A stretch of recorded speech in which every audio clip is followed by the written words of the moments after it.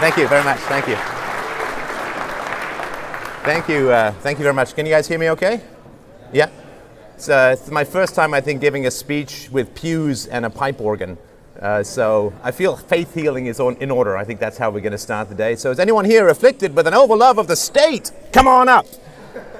So this morning we're going to talk a little bit about the drug war. And I mulled it over quite a bit. I got 10 minutes, so I'm going to waste it telling you why I'm going to talk about what I'm talking about. But I sort of mulled it over a bit. Because there is an argument which is the non-aggression principle, do not initiate force against other people. The use of drugs does not. Has anyone here ever liked a musician who they suspect may have composed or performed under the influence? Anyone? All right.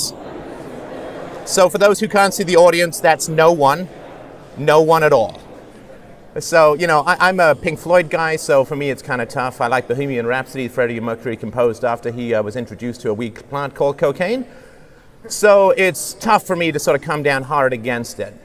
So there's a moral argument which says that if you do not initiate force against others, you're not doing anything wrong fundamentally. It may be unwise, but it's not immoral. And so if I stab myself, nobody charges me with assault. And if I ingest a drug that may not be great for me in the long term, but enhances my happiness in the moment, may be something worthy of intervention. It may be unwise, but it's not immoral and worthy of jail. There's an old saying from Confucius says, the beginning of wisdom is to call things by their proper names. The war on drugs is not the proper name. It's not a war on drugs.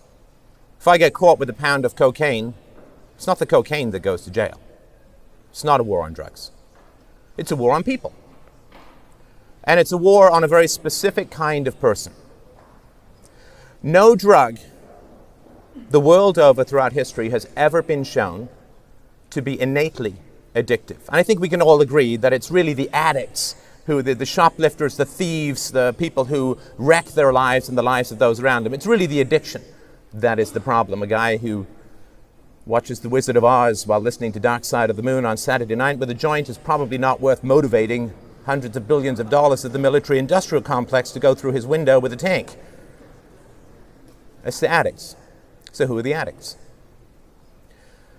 The addicts, to put it very briefly, are people whose brain has been harmed by a specific set of circumstances, and the addicts of opiates and of stimulants like cocaine are attempting to self-medicate a very specific brain problem. Well, you know, we're all born too early. A horse can run its first day out of its mother's womb. Human beings take like 2 years. And we're born early because we have these giant heads. It's not just me, it's others. We have these giant heads, and we're born like 8 minutes before our heads get too big to fit through our mother's hoo-hoo. That's Latin. You guys speak Latin, right? UCC. And so we're born too early, and so the majority of our brain development occurs after we're born. And there are very specific systems in the brain around emotional self-regulation. And so we need motivation, which comes from the dopamine system. And we need self-soothing or calming down, which comes from the endorphin system.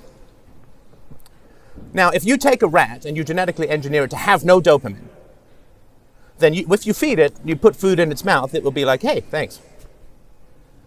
But if you put food like 2 inches from its mouth, it will not move to get it. It will actually starve to death 2 inches from food because it has no motivation. So you can genetically engineer problems in these stimulation and self-soothing systems within the brain and see very specifically what happens. And when baby monkeys are groomed by their moms, they produce more endorphins, the happy, warm hugs and all that kind of stuff. Now, if when you are both in your mother's womb and shortly after birth for the first couple of years, if you're exposed to extraordinary stressors in life, it could be war, it could be child abuse, it could be famine, it could be disease, it could be, you know, the general social decay that's hitting so many Western cities in certain places. If after you're born you experience extraordinary stressors, these systems do not work well. You are short on dopamine, and you are short on endorphins. So if you are exposed to these in an external way, right, if you are exposed to any drugs which boost endorphin levels, the opiates, or if you're exposed to drugs which improve your dopamine levels, you feel normal for the first time in your life. Right? Most people with sort of happiness is up around here, right? People who are born in traumatic situations, their happiness is down here. They take a drug, an illegal drug, and they realize, they feel what it means to be normally happy for the first time in their life. And then when they go back down, and they go back down lower than where they came from, they realize the agony of their existence probably for the first time. So what do? They want to get back to that. Do you know that the brain does not distinguish between physical and emotional pain? It's exactly the same centers that light up. A really painful rejection is processed by the brain in the same way as getting stabbed. So these people who've grown up in these traumatic environments have a susceptibility. This is where the addiction comes from. Their brains don't work. You could really look at it as a physical brain injury. Now, people who are attempting to self-medicate a physical brain injury should not be sent to jail at all. There is a sadism in the war on drugs in that we are finding people who were traumatized as children, who are self-medicating themselves the only way they know how, the only way they can, and we are subjecting them to persecution, confinement, trauma, stress, which is exactly the conditions which brought about their susceptibility to addiction in the first place. That is, I would argue, morally revolting. People who are attempting to self-medicate for brain injuries sustained as children should be given our support, our sympathy, our help. It is a medical problem. We do not throw people in jail for being in a wheelchair. And if we made wheelchairs illegal and people had to barter and steal to get them, would we then be justified in throwing those people in jail because you obtained your wheelchair illegally? And therefore you are a criminal. Come on, we gotta do better than that as a society. We have to be more warm-hearted than that as a society. It is a medical problem. There is no evidence that it's purely genetic. And genetic means nothing because genes are switched on and off by the environment. We are, in many ways, genetically the vessel, like we are the water poured into a vessel. We take the shape of the vessel of our early experiences. So, people who've been victimized as children and who are attempting to self-medicate, there's a physician out of Vancouver, Gabor Mate, who's worked for 12 years with some of the most egregiously addicted people. So he says, for instance, that in his entire 12 years of dealing with female addicts, he's never met one, not one, in 12 years, who was not raped as a child. He has never met a man who is an addict who did not go through either child molestation, rape, or other forms of egregious child abuse. It's not a mystery as to why these people are in such agony that is identical in the brain to physical pain, and that they're using opiates and stimulants to replace that which their environment has robbed from them. It is a brain injury. No different from if somebody breaks your arm. It's a medical problem. It's a problem of compassion. And taking these people, hounding them, pursuing them, forcing them into a life of crime. Do you know that the markup for a pound of coffee from farmer to my belly is 400%. Anyone want to guess what it is for heroin? Actually don't, because if you know this, people will ask you questions. Coffee's okay, but no, the markup for heroin is 15,000% from farmer to, tragically, Philip Seymour Hoffman. People like that who die. No, it's the guy died with 50 hits of heroin in his room. The man was looking for a long weekend of non-oblivion. And he had a difficult history. So, I mean, these things can be fixed. The beautiful thing about the brain is, you lose your arm, it doesn't regrow, but a brain is it's like the tail of a lizard. It actually regrows. You can change it. There's neuroplasticity, which means you can reprogram, you can change your brain. But these people are dealing with a medical injury which needs our compassion, and this has been shown repeatedly. Portugal, decriminalized drug use over 10 years ago. Have you read about it much? No. Because we're in the middle of a medieval witch hunt. We're in the middle of persecuting the persecuted, of attacking victims. Weren't you always told, don't blame the victim? When you were growing up, don't attack the victim, don't blame the victim.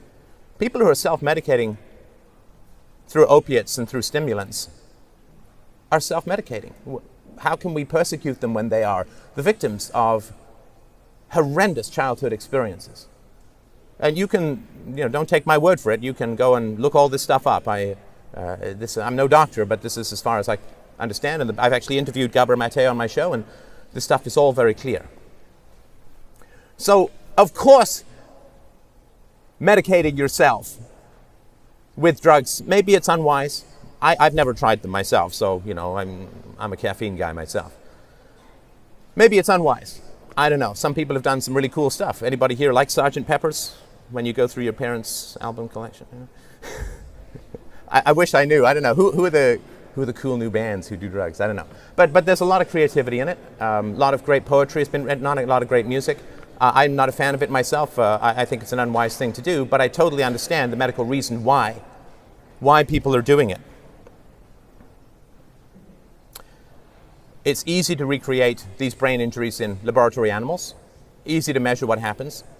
If you take away dopamine from a baby monkey, when the mother leaves, it doesn't even cry out.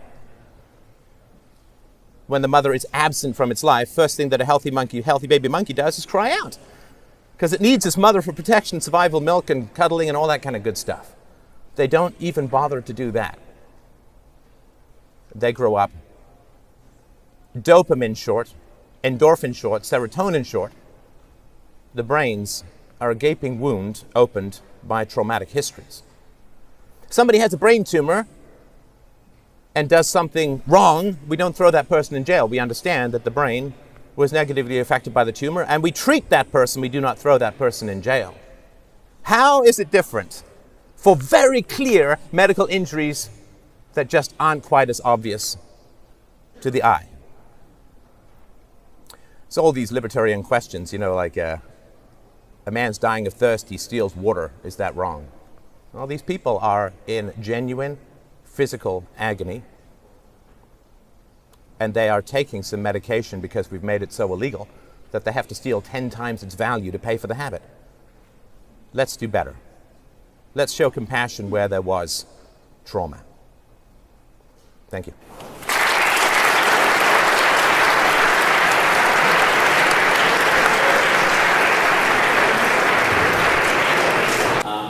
We're going to have a 3-minute rebuttal from each member of this panel, so if you want to go for it. All right. So I'm talking about principles, moral principles. The initiation of the use of force against people voluntarily engaged in trade is immoral. And I'm talking about all illicit substances, and we have people here talking about heavily regulating marijuana. That is not an answer. I don't know if you guys know, I'm an anarchist. Which totally makes me wish I was just gay. No, like if I was gay, look, I got the accent, right? So that's not hard. I can do the gestures. I went to theater school. I mean, we're not far off.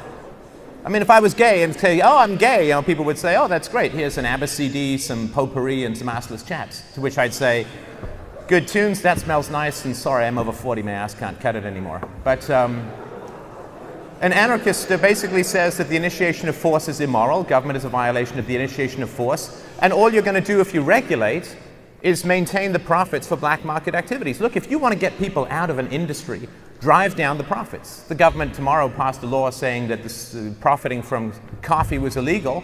They'd be smoking economic craters where Starbucks, Timothy's, and Tim Hortons would be. So the way that you drive profits down in a business which puts capital elsewhere is you make it as open a market as possible, as free a market as possible.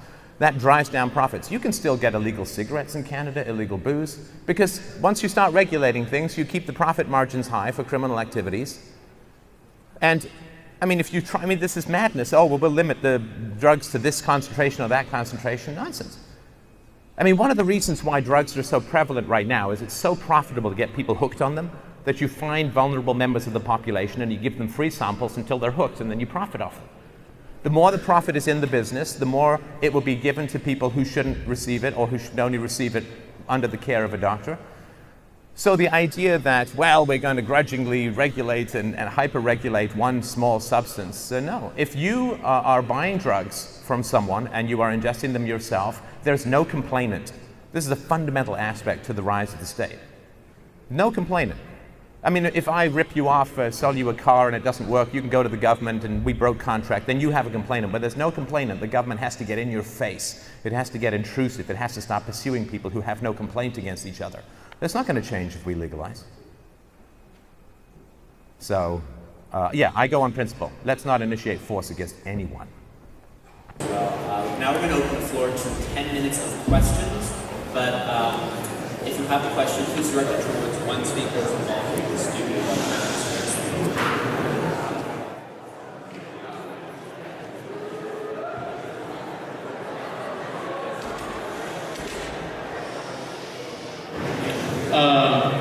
Do you think that the government legalization of marijuana will help reduce the amount of people who move on to harder drugs by eliminating the pressure of drug dealers, or increase it by normalizing drug use? Who's that for? Who's that for? Everyone. Oh. Go ahead. You can only choose one? Okay, Mr. Muir.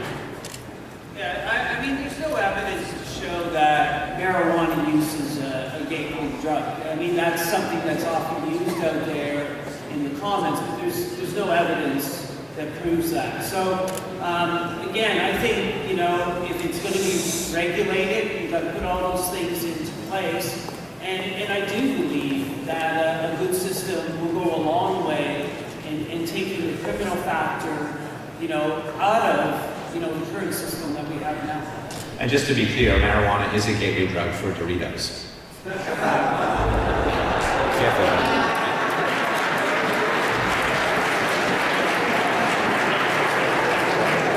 right, so this, first I'd like to thank everyone for being with us today. So this question is directed towards Mr. Molyneux. Your legalization and deregulation of all illicit substances. Are you for age restriction, or is that considered part of regulation in your opinion?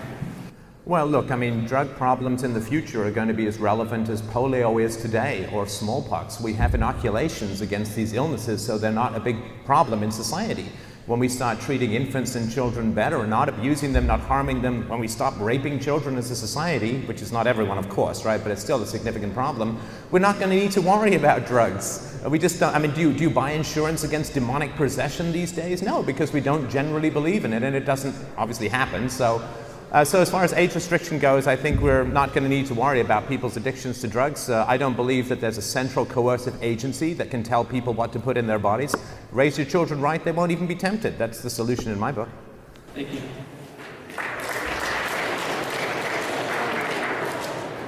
This question is also directed to Mr. Molyneux.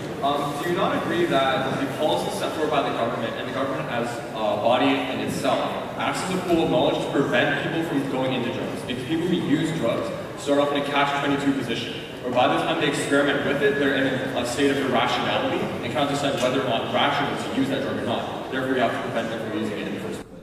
Governments do not prevent young people from using drugs. Government pays for and enforces young children using drugs. Anybody ever heard about SSRIs, antidepressants, ADHD medications, and so on? In the United States, you as a family will get paid for putting your children on these drugs. The long-term health effects have never been studied.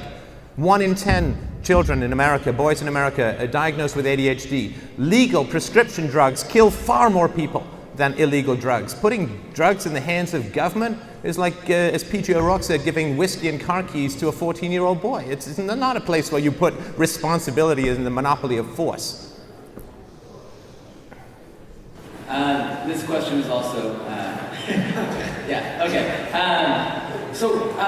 You talked about as a solution just ending like children being raped. And of course, if we could do that, we absolutely would. And I don't think there's any disagreement with anyone in this room that we would stop raping children if we could.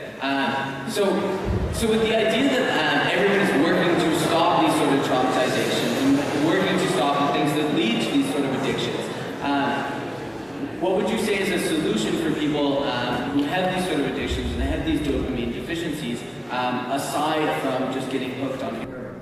Well, you give them the sympathy that they only get from drugs. There's a woman who described her first hit of heroin as a soft, warm hug.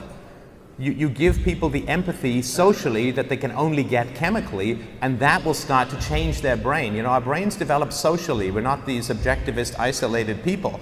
And if you give people sympathy and understanding for prior trauma, their bodies begin to produce this stuff. You can biochemically change people by being nice to them. It's an incredible but fairly well-established medical fact. So once we start to accept that they're self-medicating for prior trauma, give them the sympathy and understanding and compassion that they need, we can begin to transition them to the beneficial drug of love as opposed to the biochemical drug of opiates. Good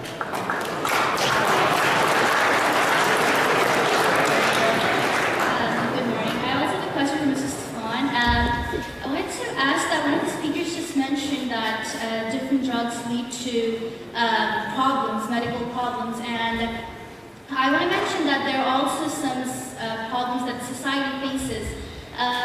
Under the effects of drugs, people do crimes, not big ones, but they do crimes. So is this the only way that you can deal with your stress and with your depression? Because I know other ways that it helps. Is that the only way that you can overcome that, or is this the only way? No, I mean, as far as I understand it, there are ways of getting people off drugs. I mean, obviously, they steal because it's so expensive. So if you have a $3,000 a month cocaine habit, not you particularly, the guy behind you, but if you have because he's got a beard, right? And anyone here with a soul patch, we got your eyes on you.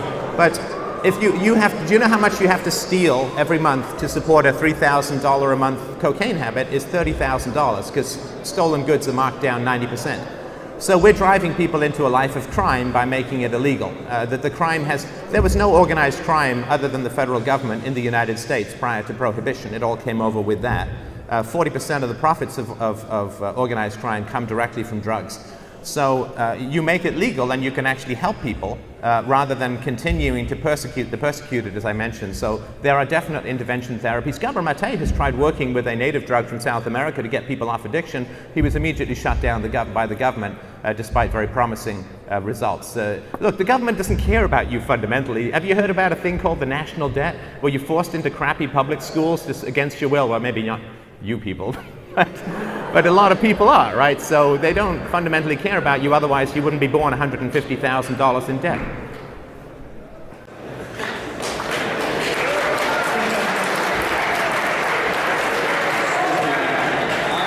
I was wondering, you talked about how a lot of these people that are addicted to these hard drugs have gone through traumatic past and whatnot. Do you think it's, smart, even sane, to give them more means to put them at an even lower level? You give them these drugs that they get addicted to, that screw up their lives completely, and so you make them even more vulnerable, and they harm themselves even more. Don't you think it's the government's responsibility to minimize self-harm, just like we don't allow suicide to happen? Well, okay, that's a big question, and we're short on time. Obviously, what we're doing now is causing far more harm. Look, if throwing people in jail or hounding them or whatever made them stop using drugs, we're saying that negative consequences will stop people from doing drugs. The negative consequences of being a drug addict are so unbelievably horrible. HIV, hepatitis, you lose your teeth, you lose your beauty, your youth, you're just a mess. So negative consequences don't stop this kind of stuff. There's ways of transitioning people into a better environment, but that requires an open understanding of and sympathy and compassion for people who have spent their whole lives being spat upon, beaten, and raped. So no, of course we treat people who are traumatized with kindness. You kind of have to do the opposite to help people. You don't hit someone with a broken arm with a pipe. So the opposite of what they've experienced is the best chance they have for recovery. I'm sorry, I know it's totally unfair I get the last word, because I know you've got more to say, but we are short on time. Thank you. I do want to take issue with one of the thing Stefan said, though. Only one? I do not want. I don't think you should see the picture of the addict as, which is a word we don't use, because I'm a person. I'm not an addict. I might have an addiction. I might have all sorts of other problems too, but I'm a person first.